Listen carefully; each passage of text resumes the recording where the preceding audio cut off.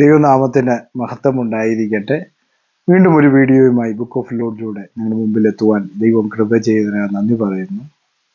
ഇന്ന് നമ്മൾ പ്രധാനമായും ചിന്തിക്കാൻ പോകുന്നത് ബെന്തിക്കോസ് അന്യഭാഷകൾ ശരിയാണോ എന്നുള്ള കാര്യത്തെക്കുറിച്ചാണ്. പലപ്പോഴും പല ആളുകളും ചോദിക്കുന്ന ഒരു കാര്യമാണ്, പല ചെറുപ്പക്കാരും എന്നോട് ചോദിച്ച ഒരു കാര്യമാണ്. ഓരോ കല്യാണ നാളുകളിൽ അവരുടെ വീട്ടിലുള്ള അല്ലെങ്കിൽ അവര് പെണ്ണ് കാണാനായിട്ട് പോകുമ്പോൾ അവരുടെ വീടുകളിലൊക്കെ ചോദിക്കുന്ന ഒരു ചോദ്യമാണ്, പരിശുദ്ധാത്മ അഭിഷേകം പ്രാപിച്ചിട്ടുണ്ടോ, അതുപോലെ തന്നെ നിങ്ങൾ അന്യഭാഷ പറയുന്നവരാണോ എന്നൊക്കെ അവർ ചോദിക്കാറുണ്ടെന്ന് അവരുടെ വീട്ടുകാരും പെൺകുട്ടിയും ഒക്കെ ചോദിക്കാറുണ്ട്. കാരണം അവരുടെ സഭയിൽ അവരുടെ പാസ്റ്റർ പഠിപ്പിച്ചു വെച്ചിരിക്കുകയാണ്, ഞാൻ ഈ പറയുന്നതൊക്കെയാണ് അന്യഭാഷ എന്ന് പറഞ്ഞുകൊണ്ട് അവിടുത്തെ പാസ്റ്റർ അവരെ പഠിപ്പിച്ചു വെച്ചിരിക്കുകയാണ്. ഇതാണ് അന്യഭാഷ എന്ന് പറഞ്ഞുകൊണ്ട് റിപ്പീറ്റ് ചെയ്യുന്ന ചില വേർഡ്സുകൾ ഉപയോഗിച്ചുകൊണ്ട് ഇതാണ് അന്യഭാഷ. അപ്പോൾ അത് കേൾക്കുന്ന ആ ഒരു കുടുംബവും പ്രതീക്ഷിക്കുന്നത് എന്താ, ഇതാണ് അന്യഭാഷ, ആ ഭാഷ പറയുന്നതാണ് സത്യം എന്ന് ചിന്തിക്കുന്നവരാണ് അവിടുത്തെ പല വിശ്വാസികളും എന്നുള്ളതാണ്. അപ്പോൾ ഞാൻ കഴിഞ്ഞ ദിവസങ്ങളിൽ ഒരു റാന്നിയിലെ ഒരു വീഡിയോ ഞാൻ ഇടാൻ ആഗ്രഹിക്കുന്നില്ല, എങ്കിലും റാന്നിയിൽ നടന്ന ഒരു ബെന്തിക്കോസ് സഭയിൽ അടിയുണ്ടായി. അത് എനിക്ക് തോന്നുന്നു ബെന്തിക്കോസുകാരുടെ ഇടയിൽ സ്ഥിരമായി ഇങ്ങനെ അടികൾ ഉണ്ടാകുന്നുണ്ട്. കാരണം ആ റാന്നിയിലെ ആ അടിയില് അവരുടെ വായിൽ നിന്ന് വന്ന ഭാഷകളും അവരുടെ ഇടയിൽ വന്ന അടികളും ഇടികളും ഒക്കെ കണ്ടപ്പോൾ എനിക്ക് മനസ്സിലായി, ഇവർ പറയുന്ന അന്യഭാഷ ഏതാണ്, വ്യാജമല്ലേ? ചിന്തിക്കേണ്ട ഒരു വാസ്തവം തന്നെയാണ്. ഇവരുടെ അന്യഭാഷ ഒരു വർഷം മുമ്പ് ഒരു കള്ളൻ പറയുന്നതായിട്ടും കയ്യിൽ കിടക്കുന്ന ഒരു കള്ളൻ പറയുന്നതായിട്ടും എനിക്ക് കാണാൻ കഴിഞ്ഞു. നമ്മളെല്ലാം കണ്ടതാണ്, എല്ലാം മൊത്തം കണ്ടതാണ്. അപ്പം ഈ വ്യാജമായ അന്യഭാഷ പറഞ്ഞിട്ടാണ് ഇവർക്ക് ആത്മീയ വർധനയുണ്ടെന്ന് ഇവർ തന്നെ സ്വയം അങ്ങ് അഭിമാനിക്കുകയാണ്, അല്ലേ? അത് തന്നെ ഒരു തെറ്റായ ഒരു കാര്യം തന്നെയാണ്. പെന്തിക്കോസ് എന്ന് പറയുന്ന ഒരു പ്രസ്ഥാനമാണ്, അല്ലേ? അതൊരു പാരമ്പര്യ സഭയല്ല. കാരണം പാരമ്പര്യ സഭയൊന്നുമല്ല. കാരണം പാരമ്പര്യമായിട്ട് പല തെറ്റുകളിലൂടെയും വന്ന സഭ തന്നെയാണ്. കാരണം ആഭരണത്തിന്റെ കാര്യത്തിലും അതുപോലെ തന്നെ വെള്ള ഡ്രസ്സ് മാത്രമേ ഇടാവുള്ളൂ, സമാധാനത്തിന്റെ ആണെന്നൊക്കെയാണ് അവർ പറയുന്നത്, അല്ലേ? ആഭരണം ഇടാൻ പാടില്ല, അങ്ങനെയുള്ള കാര്യങ്ങളൊന്നും ചെയ്യാൻ പാടില്ല എന്നുള്ളതാണ് അവരുടെ ന്യായങ്ങൾ.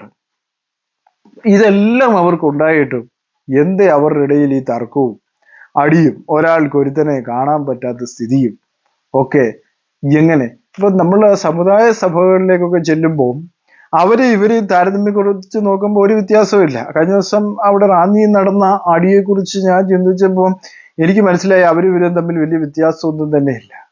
ഇവർ പറയുന്നവർക്ക് പരിശുദ്ധാത്മാവുണ്ട്, ദൈവകൃപ വരങ്ങളുണ്ട്, ഇവർക്ക് അടിസ്ഥാനമായ ഉപദേശങ്ങളുണ്ട്, ഇങ്ങനെയുള്ള കാര്യങ്ങളെല്ലാം ഇവർക്കുണ്ട് എന്നാണ് ഇവര് വാദിക്കുന്നത്.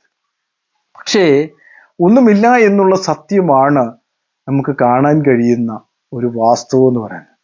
അപ്പം ഇതിങ്ങനെ പറഞ്ഞ് പഠിപ്പിച്ചു വെച്ചിരിക്കുകയാണ്, ഇങ്ങനെയുള്ളവരാണ് അഭിഷേകമുള്ളവർ, അല്ലെങ്കിൽ ഇങ്ങനെയുള്ളവരാണ് അന്യഭാഷ പറയുന്നവരാണ് യഥാർത്ഥ ഭക്തന്മാർ എന്നൊക്കെ പറഞ്ഞ് പഠിപ്പിച്ചു വെച്ചിരിക്കുകയാണ് ഓരോരുത്തരെയും.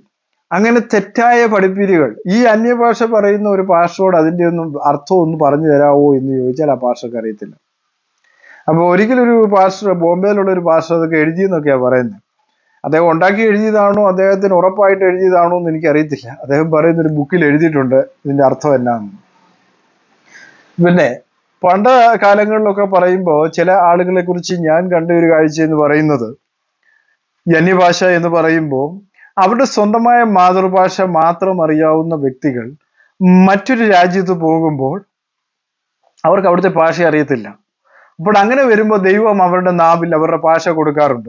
നമ്മളിപ്പോ കേരളത്തിൽ താമസിക്കുന്നു എന്ന് വിചാരിക്കുക, നമുക്ക് അമേരിക്കയിലെ ഇംഗ്ലീഷോ അല്ലെങ്കിൽ എന്തെങ്കിലും, നമുക്കിപ്പം അറബി അറിയത്തില്ല എന്ന് ചിന്തിക്കുക, നമുക്ക് മലയാളം മാത്രമേ അറിയത്തുള്ളൂ. നമ്മൾ അവിടെ പോയി അറബിയിൽ പ്രസംഗിക്കുക എന്ന് വെച്ച് കഴിഞ്ഞാൽ നമ്മൾ അറിയത്തില്ലാത്തൊരു കാര്യം പറഞ്ഞു അതൊരു ഭാഷയായിട്ട് നമുക്ക് കൂട്ടാനായി പറ്റത്തില്ലെന്ന് നമുക്ക് പറയാൻ ഒക്കുമോ? ഇല്ല. കാരണം നമുക്ക് അറിയത്തില്ലാത്തൊരു ഭാഷ നമ്മളത് പറയുകയും നമ്മളത് എഴുതുകയും ചെയ്താൽ അത് ശരിക്കും എന്താണ്, നമുക്ക് മറ്റൊരു ഭാഷയിൽ നമുക്ക് സംസാരിക്കാൻ കഴിയുന്നു എന്നുള്ള കാര്യം, നമുക്കറിയാത്തൊരു ഭാഷ നമ്മുടെ നാവിൽ കൂടി വന്നു. അതൊക്കെയാണ് അന്യഭാഷ എന്ന് പറയുമ്പം നമ്മൾ മനസ്സിലാക്കേണ്ട ഒരു കാര്യം. അത് ദൈവത്തിൽ നിന്ന് വന്നതാണ്. നമുക്ക് അറിയത്തില്ലാത്തൊരു ഭാഷ നമുക്കറിയത്തില്ല. അറബി നമുക്കറിയാൻ കഴിയുമോ? അറിയത്തില്ല. ആ ഭാഷ നമ്മുടെ വായിൽ കൂടി വന്നു എന്ന് പറയുമ്പോൾ അത് മറ്റൊരാൾക്ക് മനസ്സിലായി. ഒരു അറബി അവിടെ വന്നിരുന്നപ്പോൾ അയാൾക്ക് മനസ്സിലായി ഇയാൾ സംസാരിച്ചത് അറബിയാണ്, അല്ലേ? അപ്പം അറബിയാണ് എന്ന് പറയുമ്പോഴത്തേക്കും അയാൾ വ്യാഖ്യാനിച്ചു, അല്ലെ? ഒരു വ്യാഖ്യാനം അവിടെ ഉണ്ടായി, അല്ലേ? വ്യാഖ്യാനിക്കാൻ കഴിയണം. ഒരു പാസ്റ്റർ വന്നിട്ട് ഇങ്ങനെ റിപ്പീറ്റ് വേർഡ് വെച്ചു, അവിടെ വ്യാഖ്യാനിക്കാൻ ആളില്ല. വ്യാഖ്യാനിക്കാൻ ആളില്ലെങ്കിൽ അത് പറയരുത്. അങ്ങനെയും പറഞ്ഞിട്ടുണ്ട് ദൈവവചനത്തിൽ. നിങ്ങൾക്ക് വ്യാഖ്യാനിക്കാൻ അത് കഴിവില്ലെങ്കിൽ അത് പറയരുത്.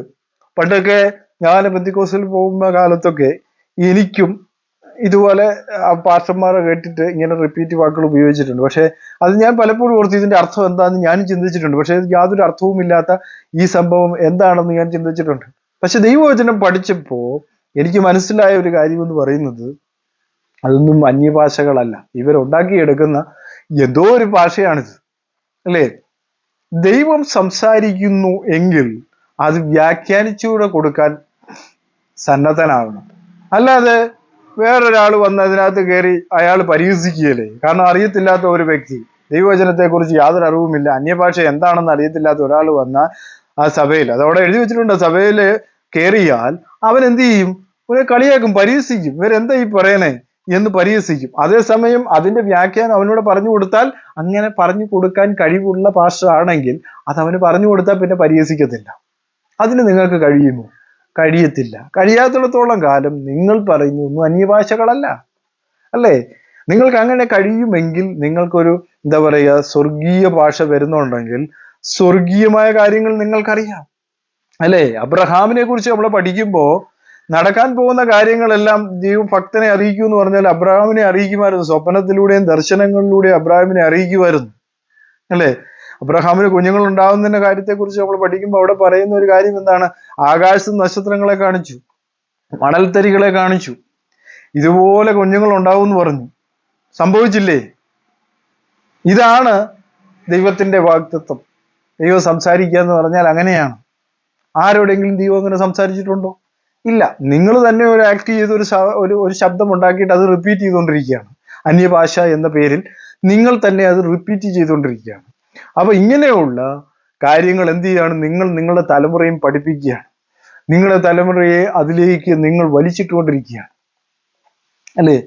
യഥാർത്ഥ അന്യഭാഷ എന്താണെന്ന്. അന്യഭാഷ കിട്ടിയില്ലെങ്കിൽ കിട്ടണ്ട, മിണ്ടാതിരുന്നാൽ മതി. കാരണം എനിക്ക് കിട്ടിയില്ല എന്ന് എനിക്കത് കിട്ടിയിട്ടില്ലാതെങ്കിൽ കിട്ടിയിട്ടില്ല എന്ന് തന്നെ പറയണം. ധൈര്യത്തോടെ പറയുവാൻ കഴിയുന്നിടത്താണ് യഥാർത്ഥ ഭക്തൻ. അപ്പോൾ ദൈവം എല്ലാം തരും. അല്ലാതെ ഇങ്ങനെ എനിക്ക് ഈ ഭാഷ പറഞ്ഞു കേട്ടോണ്ട് ഈ റിപ്പീറ്റഡ് വേർഡ്സ് അതല്ല അന്യഭാഷ എന്ന് പറഞ്ഞ് മനസ്സിലാക്കിക്കാൻ നിങ്ങൾക്ക് നിങ്ങളുടെ തലമുറയെ പറഞ്ഞ് മനസ്സിലാക്കാൻ നിങ്ങൾക്ക് കഴിയണം. അല്ലെങ്കിൽ പിന്നെ ഇതുകൊണ്ടൊന്നും യാതൊരു പ്രയോജനങ്ങളും ഒന്നുമില്ല. അതുകൊണ്ട് അന്യഭാഷയെക്കുറിച്ച് നമ്മൾ മനസ്സിലാക്കുമ്പോൾ അന്യഭാഷ എന്താണ്? സ്വർഗീയ ഭാഷയെക്കുറിച്ച്, സ്വർഗീയമായ ഭാഷയാണ്, അല്ലേ? അവിടെ എഴുതിയിരിക്കുന്നത് നമ്മൾ ശ്രദ്ധിക്കണം. കൊരിന്ത്യർ 14:4 വായിക്കുന്നത് ഇങ്ങനെയാണ്: അന്യഭാഷയിൽ സംസാരിക്കുന്നവൻ തനിക്ക് തന്നെ ആത്മീയ വർധന വരുത്തുന്നു, പ്രവചിക്കുന്നവൻ സഭയ്ക്ക് ആത്മീക വർധന വരുത്തുന്നു. നിങ്ങളെല്ലാവരും അന്യഭാഷയിൽ സംസാരിക്കണമെന്നും വിശേഷാൽ പ്രവചിക്കണമെന്നും ഞാൻ ഇച്ഛിക്കുന്നു എന്ന് പറയുകയാണ്. അന്യഭാഷയിൽ സംസാരിക്കുന്നവൻ സഭയ്ക്ക് ആത്മീയ വർധന ലഭിക്കേണ്ടതിന് പരിഭാഷപ്പെടുത്തുന്നില്ലെങ്കിൽ അന്യഭാഷയിൽ സംസാരിക്കുന്നവൻ പ്രവചിക്കുന്നവൻ വലിയവൻ. അന്യഭാഷയിൽ സംസാരിക്കുന്നവൻ എന്ത് ചെയ്യണം? അത് തർജ്ജിമ ചെയ്യണം. തർജ്ജിമ ചെയ്യാതെ പാസ്റ്റർ വന്നിട്ട് ഇങ്ങനെ ആത്മീയ ഇതുണ്ടാക്കാൻ വേണ്ടി ഈ വാക്കുകൾ ഇങ്ങനെ റിപ്പീറ്റ് ചെയ്ത് പറഞ്ഞിട്ട് ഒരു പ്രയോജനവും അക്കാര്യത്തിലില്ല. അതാണ് അവിടെ പറഞ്ഞിരിക്കുന്നത്. ഇതിനെക്കുറിച്ച് വ്യക്തമായ അറിവുകൾ വേണം. അറിവില്ലാതെ സംസാരിക്കാൻ പാടില്ല. 6-ാം വാക്യത്തിൽ പറയുന്നത് ശ്രദ്ധിക്കണം: സഹോദരന്മാരെ, ഞാൻ വെളിപ്പാടായിട്ടോ ജ്ഞാനമായിട്ടോ പ്രവചനമായിട്ടോ ഉപദേശമായിട്ടോ നിങ്ങളോട് സംസാരിക്കാതെ അന്യഭാഷകളിൽ സംസാരിച്ചുകൊണ്ട് നിങ്ങളുടെ അടുക്കൽ വന്നാൽ നിങ്ങൾക്ക് എന്ത് പ്രയോജനം? വളരെ ശ്രദ്ധിക്കേണ്ട ഒരു കാര്യമാണ്. സഹോദരന്മാരെ, ഞാൻ വെളിപ്പാടായിട്ടോ ജ്ഞാനമായിട്ടോ പ്രവചനമായിട്ടോ ഉപദേശമായിട്ടോ നിങ്ങളോട് സംസാരിക്കാതെ അന്യഭാഷകളിൽ സംസാരിച്ചുകൊണ്ട് നിങ്ങളുടെ അടുക്കൽ വന്നാൽ നിങ്ങൾക്ക് എന്ത് പ്രയോജനമുള്ളത്? അല്ലേ? നിങ്ങൾക്ക് ഒരു പ്രയോജനമില്ല. അതിനെ കുറിച്ച് നിങ്ങൾക്ക് അറിയത്തില്ല, അല്ലേ? എനിക്കത് അറിയാമെങ്കിൽ അതിന് കാര്യം നിങ്ങൾ പറഞ്ഞു കൊടുക്കണം. അതാണ് വേണ്ടത്. അപ്പം 10-ാമത്തെ വാക്യത്തിൽ എഴുതിയാണ്, ലോകത്തിൽ വിവിധ ഭാഷകളുണ്ട്, അവയിൽ ശബ്ദം ഒന്ന് അർത്ഥമില്ലാത്തതല്ല. ഞാൻ ഭാഷ അറിയാതിരുന്നാൽ സംസാരിക്കുന്നവന് ഞാൻ എന്ത് ചെയ്യും? ബർബരനായിരിക്കും. സംസാരിക്കുന്നവന് എനിക്കും ബർബരനായിരിക്കും. അല്ലെ? അപ്രകാരം നിങ്ങളും ആത്മാവിനെ കുറിച്ച് വാഞ്ചയുള്ളവരായ സഭയുടെ ആത്മീയ വർധനയ്ക്ക് ഉതകുന്നവർ ആകുവാൻ ശ്രമിക്കുവിൻ. അല്ലെ? സഭയുടെ ആത്മീയ വർധന, സഭയുടെ ആത്മീയ വർധന നമ്മൾ റാന്നിയിൽ കണ്ടു. അടിയും ഇടിയും, അല്ലെ? എന്തൊക്കെയാ പറയുന്നത്? തുണി പഠിച്ച് അടിക്കുവോ എന്തൊക്കെയോ ഭയങ്കര പരിപാടികളൊക്കെ അവിടെ നടന്നു. അത് കണ്ടപ്പോൾ തന്നെ എനിക്ക് മനസ്സിലായി ഇവരുടെ ആത്മീയത. അല്ലെ? ആഭരണം വെടിഞ്ഞാൽ വിശുദ്ധി ഉണ്ടാവുമെന്ന് പഠിപ്പിച്ചവർ, അല്ലെ? എന്തെല്ലാം തെറ്റുകൾ അവർ പഠിപ്പിച്ചത്. വെള്ള ഡ്രസ് ഇട്ട് കഴിഞ്ഞാൽ ഉണ്ടാകും എന്നൊക്കെ പറയുന്നവർ ഇന്ന് ശ്രദ്ധിക്കുക. ദൈവവചനം എന്തു പറയുന്നുവോ അതാണ് സത്യമെന്ന് പറയുന്നത്. അല്ലെ? ദൈവത്തെ അനുസരിക്കുക എന്നുള്ളതാണ് പ്രധാനപ്പെട്ട കാര്യമെന്ന് പറയുന്നത്. ഞാൻ അന്യഭാഷയിൽ പ്രാർത്ഥിക്കുന്നുവെങ്കിൽ എൻ്റെ ആത്മാവ് പ്രാർത്ഥിക്കുന്നു, എൻ്റെ ബുദ്ധിയോ അഫലമായിരിക്കുന്നു. ആകയാൽ എന്ത് ഞാൻ ചെയ്യേണ്ടു? ഞാൻ ആത്മാവ് കൊണ്ട് പ്രാർത്ഥിക്കും, ബുദ്ധി കൊണ്ട് പ്രാർത്ഥിക്കും. ആത്മാവ് കൊണ്ട് പാടും, ബുദ്ധി കൊണ്ട് പാടും എന്നവിടെ എഴുതിയിരിക്കുന്നു. അല്ല, നീ ആത്മാവ് കൊണ്ട് സ്തോത്രം ചെയ്താൽ അത് ഗ്രഹിക്കുവാൻ കഴിയാത്തവൻ നീ പറയുന്നത് തിരിയാതിരിക്കെ നിന്റെ സ്തോത്രത്തിന് എങ്ങനെ ആമീൻ പറയും? അതാണ് അതിനകത്തെ പ്രശ്നം എന്ന് പറയുന്നത്. നിങ്ങൾ ഇങ്ങനെ റിപ്പീറ്റഡ് വേർഡ്സുകൾ അടിക്കുമ്പോൾ അതിനകത്ത് വരുന്ന പ്രശ്നം അവന് മനസ്സിലാകത്തില്ല. അതുകൊണ്ട് അവൻ ആമീൻ പറയില്ല. അല്ലേ? കാരണം സഭയിലെ വിശ്വാസികളെ തെറ്റിദ്ധരിപ്പിച്ച് പാസ്റ്റർ വെച്ചിരിക്കുകയാണ് ഈ റിപ്പീറ്റഡ് വേർഡാണ് ഈ അന്യഭാഷ. അതുകൊണ്ട് അവരിങ്ങനെ ആമീൻ പറയുക, പാസ്റ്റർ കൊള്ളാം അന്യഭാഷയൊക്കെ പറയുന്നുണ്ടോ? അതാണോ അന്യഭാഷ? നിങ്ങൾ തന്നെ ചോദന ചെയ്ത് നിങ്ങൾ തന്നെ ആലോചിച്ച് പ്രവർത്തിക്കുക, ആലോചിച്ച് മനസ്സിലാക്കി എന്താണ് ഈ അന്യഭാഷയെന്ന്. എങ്കിലും സഭയിൽ 10,000 വാക്ക് അന്യഭാഷ സംസാരിക്കുന്നതിനേക്കാൾ മറ്റുള്ളവരെ പഠിപ്പിക്കേണ്ടതിന് അവർക്ക് മനസ്സിലാകുന്ന വിധം ബുദ്ധി കൊണ്ട് 5 വാക്ക് പറയുവാൻ ഞാൻ അധികം ഇച്ഛിക്കുന്നു. അപ്പോസ്തലനായ പൗലോസ്, അന്യഭാഷ ഉണ്ടായിരുന്ന അപ്പോസ്തലനായ പൗലോസ് പറയുകയാണ്, എങ്കിലും സഭയിൽ 10,000 വാക്ക് അന്യഭാഷയെ സംസാരിക്കുന്നതിനേക്കാൾ എന്താണ് മറ്റുള്ളവരെ പഠിപ്പിക്കേണ്ടതിന് അവർക്ക് മനസ്സിലാകുമ്പോഴും ബുദ്ധി കൊണ്ട് 5 വാക്ക് പറയുവാൻ അധികം ഞാൻ ഇച്ഛിക്കുന്നു. അപ്പൊ അപ്പോസ്തലനായ പൗലോസ് എന്താണ് പറഞ്ഞത്? അന്യഭാഷ തനിക്കുണ്ട്, പക്ഷേ അതിനേക്കാൾ എനിക്കിഷ്ടം എന്താ? തന്റെ വചനം കേൾക്കാൻ ആഗ്രഹിക്കുന്നവർ എങ്ങനെയായിരിക്കണം? അവർക്ക് മനസ്സിലാകുന്ന ഭാഷയിൽ ഞാൻ സംസാരിക്കുവാൻ ആഗ്രഹിക്കുന്നു എന്നാണ് അദ്ദേഹം പറഞ്ഞത്. എനിക്ക് അന്യഭാഷ ദൈവം തന്നിട്ടുണ്ട്, പക്ഷേ എങ്കിലും ഞാൻ എന്താണ് ചെയ്യുന്നത്?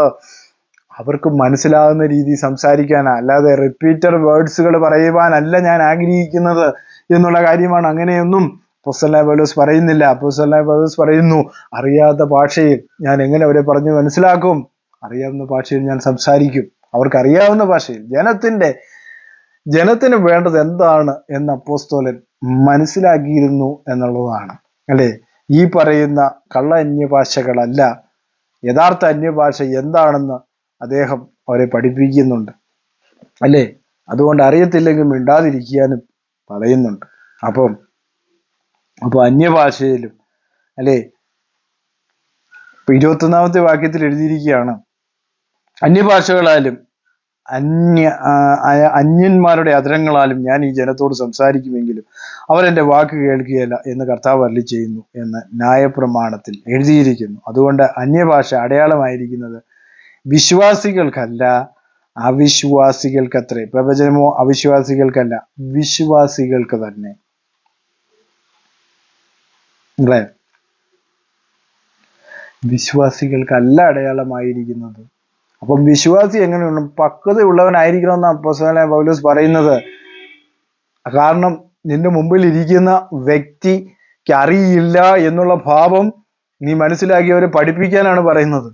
അല്ലാതെ നീ ചുമ്മാ റിപ്പീറ്റർ വേർഡ് അടിച്ചുകൊണ്ട് ഇല്ലാത്ത ഭാഷയും പറഞ്ഞുകൊണ്ടിരിക്കാനല്ല പറഞ്ഞിരിക്കുന്നത്. അതാണ് അവിടെ മനസ്സിലാക്കേണ്ട ഏറ്റവും വലിയൊരു കാര്യമെന്ന് ഓർപ്പിച്ചുകൊണ്ട് ഈ വീഡിയോകൾ നിങ്ങൾക്ക് അനുഗ്രഹപ്രദമായെങ്കിൽ ഇത് ലൈക്ക് ചെയ്യുക, ഷെയർ ചെയ്യുക, സബ്സ്ക്രൈബ് ചെയ്യുക. എല്ലാവരെയും ദൈവം ധാരാളമായി സമൃദ്ധിയായും അനുഗ്രഹിക്കട്ടെ. ആമേൻ.